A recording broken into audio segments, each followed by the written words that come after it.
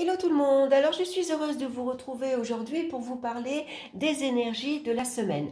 Donc j'ai décidé de faire autrement. Voilà, au lieu de faire traditionnellement avec le tarot, j'ai décidé de choisir donc 3 runes et vous aurez donc cette semaine 3 messages différents. Donc je vais vous demander de vous concentrer et de choisir la rune qui vous attire. Donc, je vais vous montrer les images. J'ai choisi ici des petites runes que j'ai fait moi-même pour vous montrer le symbole. Et donc, je vais vous montrer les 3 cartes. Donc, j'ai tiré les cartes de l'oracle des runes de Gulliver l'aventurière. Voilà, c'est cet oracle-là. Donc, pour la première rune, c'est ici une rousse ou ur. Donc voilà, je vous la représente ici, qu'on la voit un petit peu mieux. Sinon, on la voit ici en tout petit. Ensuite, nous avons Winjo. Donc, je vous la pose là. Et ensuite, nous avons Agalaz ou Agal. Voilà. J'espère que vous voyez bien, donc je vous laisse 2 minutes. Je vous laisse choisir votre carte, votre rune, celle qui vous attire, qui vous plaît le plus. Donc on ne réfléchit pas. Voilà, c'est la première qui vous attire. Donc pour celles qui ont choisi la première rune, donc Ur, Ur apparaît dans votre tirage, reprenez courage. Elle est là pour vous indiquer que la fin des épreuves approche à grands pas, que les idées et les projets vont prendre racine avec fermeté et assurance. Il est temps de songer à dépasser ses limites. Plus rien n'est impossible à qui possède la détermination de l'auroch. Alors, l'auroch, bien sûr, c'est ici les cornes du taureau. Votre vécu est une force, puisez-y les ressources nécessaires à votre avancement, mais sans succomber à la nostalgie. Vous voilà fort et solidement armé pour affronter votre destin et le suivre sans le subir. Débarrassez-vous des choses qui ne vous sont plus utiles, laissez mourir celles qui vous empoisonnent pour laisser la place à la nouveauté dans votre vie. Même si ces moments de nettoyage sont difficiles, gardez en tête que la nouvelle forme que vous donnez ainsi à votre vie sera toujours bien meilleure que l'ancienne.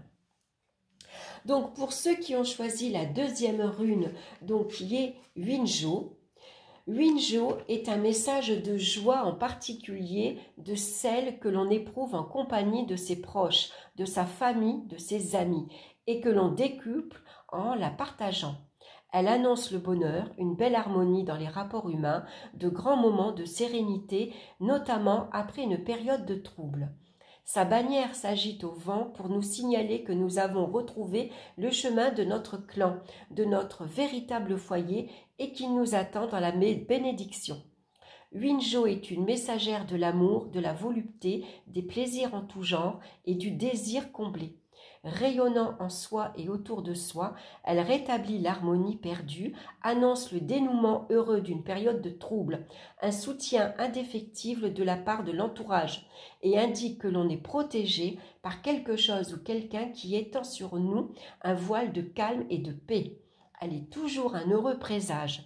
Les blocages se dénouent, de même la compréhension du monde, de soi et des autres s'accroît considérablement.